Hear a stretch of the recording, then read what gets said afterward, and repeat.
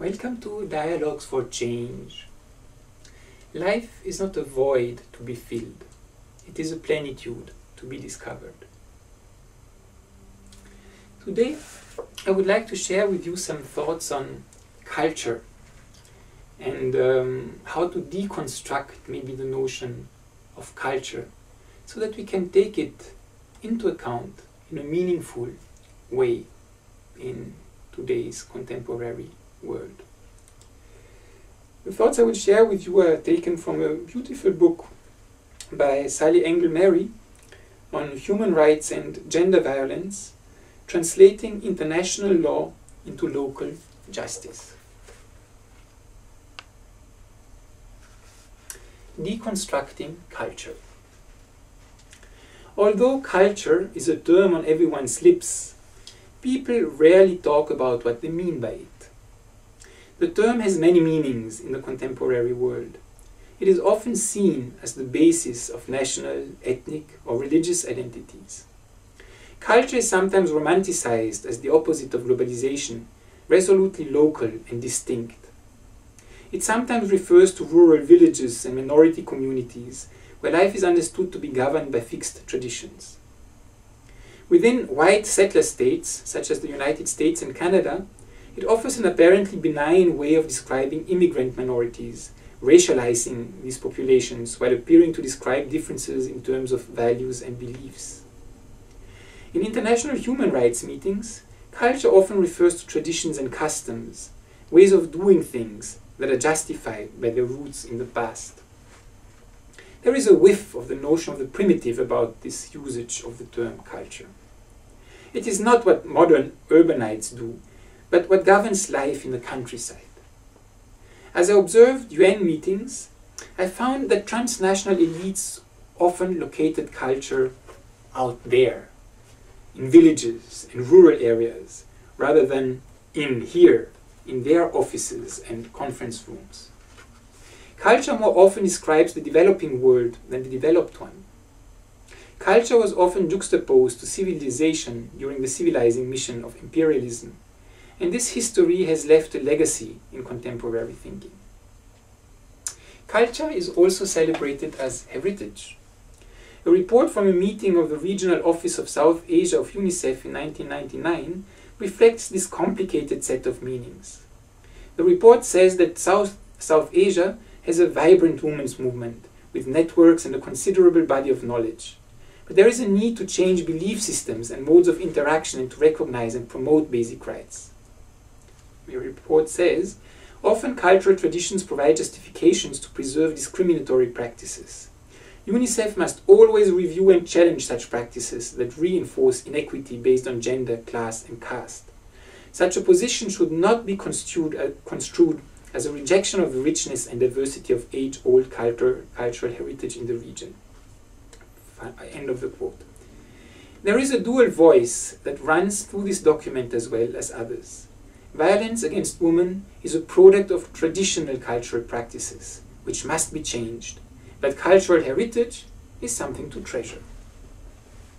There is a critical need for conceptual clarification of culture and human rights practice.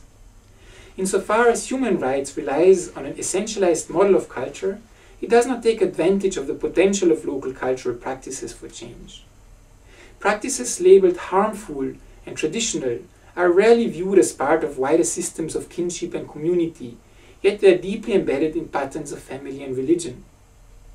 A more dynamic understanding of culture foregrounds the importance of translators to the human rights process and the possibilities for change in local cultural practices.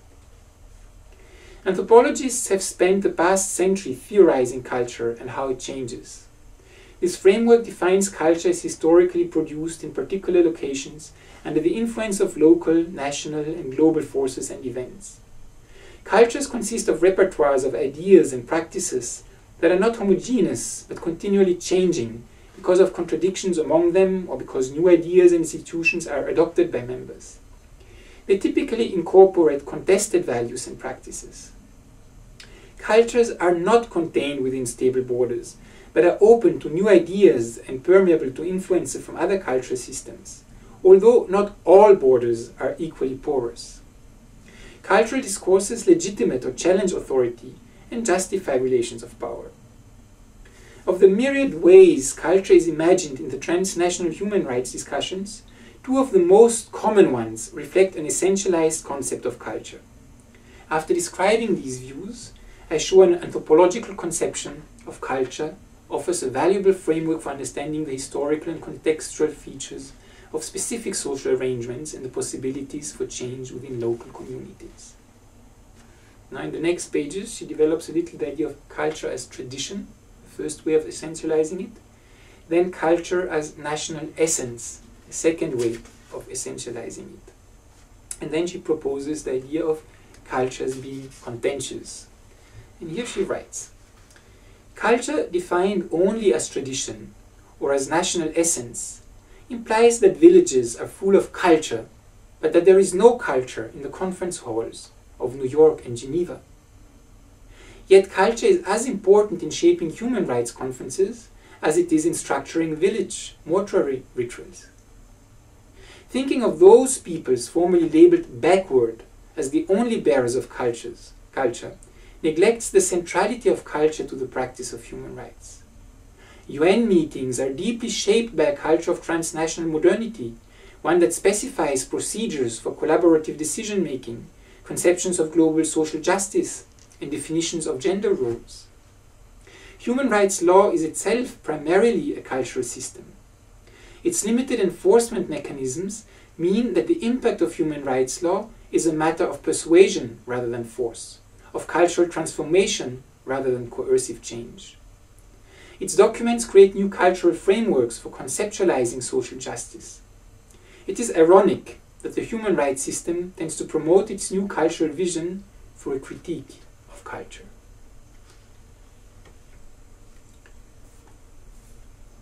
These are very, very, very important and deep questions. One, how to de-absolutize the notion of culture without throwing it away altogether.